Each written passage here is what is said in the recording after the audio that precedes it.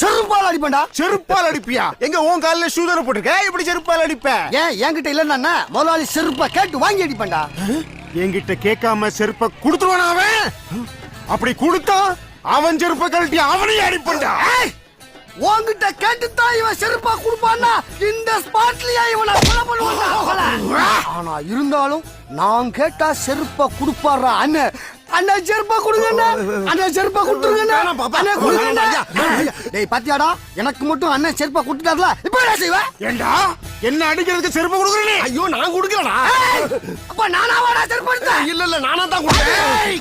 அவன் கேட்டா கொடுக்கலாமா நீ? ஐயோ